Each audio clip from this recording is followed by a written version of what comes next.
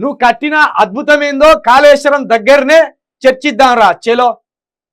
రేవంత్ రెడ్డి గారు ఇది మంచి సవాల్ విసిరిండ్లు. నిజంగా మీరు ఇన్నాళ్ళకు ఒక మంచి మాట మాట్లాడిండ్రు. ఒక్క బూతు కూడా మాట్లాడకుండా మంచి మాట. కాళేశ్వరము దగ్గరికి కేసీఆర్ మీరు పోవాలి.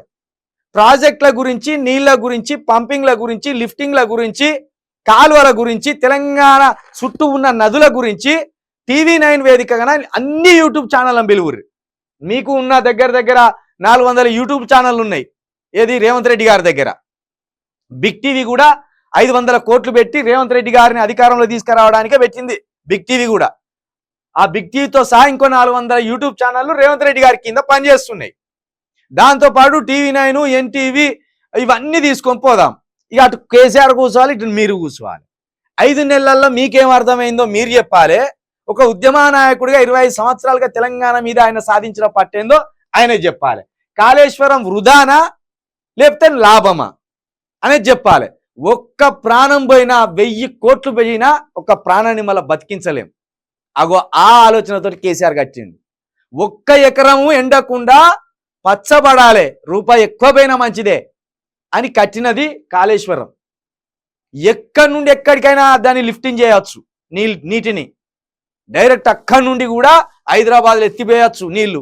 అంత గొప్ప ప్రాజెక్ట్ అది. కాకపోతే ఖర్చు ఎక్కువనే. ఖర్చు ఎంత అయితే ఏంది, నీళ్ళు రావాలి. కానీ ఇప్పుడు గింత వాటర్ బాటిల్ 20 రూపాయలు పెట్టుకుంటాను. మరి దీంట్లో ఎందుకు 1/2 లీటర్ కూడా ఉండదు, 1/2 లీటర్ బాటిల్ ఇది. మరి దీనికంటే అద్మానం అది కాళేశ్వరం. పంటలు ఎండిపోతున్నాయి, పంటలు వండాలి కదా. ఒకనాడు 10 రూపాయలకు కిలో బియ్యం ఉండే, సన్న బియ్యం. ఈరోజు ఏమైంది, 80 రూపాయలకి అయింది బియ్యం. కొన్ని ఇంకా స్ట్రీముడ్ రైస్ అంటే 85, 120 రూపాయలు దాకా ఉన్నాయి. ఎక్కువైతుంది పంట పండించడానికి మనం ఉపాసం ఉంటున్నావా, కడుపు మార్చుకొని పంటున్నావా? కాదు కదా. ఎంత రేట్ అయినా మనిషి ప్రాణం బతకాలన్నది కదా సిద్ధాంతం. గదే చేసిండు కేసీఆర్. అదే అర్థం కాక ఈ సన్యాసులంతా 1,00,000 కోట్లు పెంచిండు, 1,00,000 కోట్లు పెంచుకొని జేబులు వేసుకొని పారిపోయిండు అని చెప్తారు.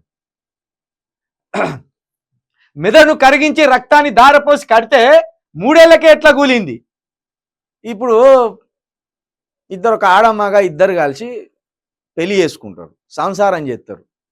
సంసారం చేసి ఒక చక్కని పాపనే కనాలనుకుంటారు. పాప అదృష్టం బాగాలేక చచ్చిపోయింది. అంత మాత్రాన ఇంత కష్టపడితే పూరెట్టుగా చచ్చిపోయి అంటారు రేవడన్న. గాశారం మంచిగా లేదు, చచ్చిపోయింది పాప. గిది గట్లనే గాశారం కొన్నిసార్లు మంచిగా లేక కూలిపోతాయి. గుజరాత్లో ఒక 6 నెలలు కాకముందే బ్రిడ్జి కూలిపోయింది. కొన్ని విపత్కర పరిస్థితుల్లో కొన్నిసార్లు ఎక్కడో ఒక్క కాడ పొరపాటు జరిగి కూలిపోతుంది. అంత మాత్రాన మొత్తమే నా ఈ పిల్లని పెళ్లి చేసుకుంటేనే పోయి పిల్లగాని జత్తాలని విడిచిపెట్టి ఇంకో పిల్లని చేసుకుంటావా? ఇప్పుడు గట్టనే మొత్తం ఎక్కడికే వస్తలేదు, మొత్తం కూలగొడతావా? రైతులను చంపుతావా? పంటలు ఎండిపోయేటట్టు చేస్తావా?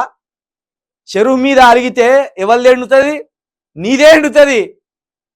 ఇప్పుడు చెరువు మీద అలిగి మనది ఎండబెడతాను రేవంత్ రెడ్డి గారు. సీఎం కేసీఆర్ పై సీఎం రేవంత్ రెడ్డి ఫైర్.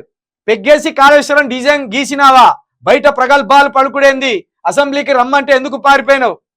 ఇక గుంపు మేస్త్రి గారు మీకు తెలివి ఉన్నదో లేదో అర్థమైతే లేదండి. నేను పారిపోలేదురా బాబు, మీకు సమయం ఇచ్చిందని కేసీఆర్ అంటాను. ఇక నువ్వేమో ఎందుకు పారిపోయినావు?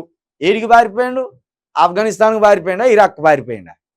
ఇక్కడనే నందినగర్లోనే ఉన్నాడు, 5 కిలోమీటర్ల దూరంలోనే ఉన్నాడు. అన్నీ గమనిస్తాను. పెగ్గేసి ఇట్లా మాట్లాడచ్చా? పెగ్గేసి కాళేశ్వరం డిజైన్ చేసినావంటే నువ్వు మరి ఈ పెద్ద కూరనో చిన్న కూరనో కొట్టి పేగులు మెడలేసుకుంటా అని అంటున్నావు ఏంది? వాటి కొట్టి ఈ గొడ్డు కూర కోసి, ఈ మేక కూర కోసి, ఈ చికెన్లు కొట్టి అలవాటుతోటి ఈ పేగులు ఆ కసరంతా తీసిన అలవాటుతోటి పేగులు మెడలేసుకొని తిరుగుతా అంటున్నావా?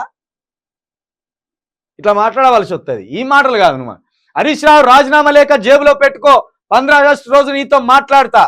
వాళ్ళు పెట్టుకొని తిరుగుతాను, నువ్వు కూడా వచ్చి పెట్టుకొని తిరుగు, నీకే మంచిది. 6 గ్యారంటీలు 100 రోజులలోనే అన్నావు, ఒక్క గ్యారంటీ కూడా నెరవేర్చలేదు సంపూర్ణంగా. మొదటి గ్యారంటీలో ఉన్న 3 హామీలు నెరవేర్చలేదు, ఫెయిల్ అయినావు నువ్వు. మళ్ళీ జేబులో పెట్టుకొని తిరుగు అంటా, నువ్వు కూడా వచ్చి జేబులో పెట్టుకొని తిరుగు దమ్ముంటే. మరి సమ్మక్క సారలమ్మల సాక్షిగా ఆగస్టు 15లోగా రుణమాఫీ చేసి చూపిస్తాం. కేసీఆర్ మోదీ బొమ్మ బొరుసులు లాంటి వాళ్ళని విమర్శ, వరంగల్ సభలో ప్రసంగం. మంచిదిలే, చూద్దాం. ఆగస్టు 15 తర్వాత మన గుంపు మేస్త్రి గారి పనితనం ఏందో చూసినాక మాట్లాడదాం. అసలు అప్పటి వరకు నీ సీటు ఉంటుందా మరి ఊతుందా, అది కూడా జర ఆలోచించుకోండి.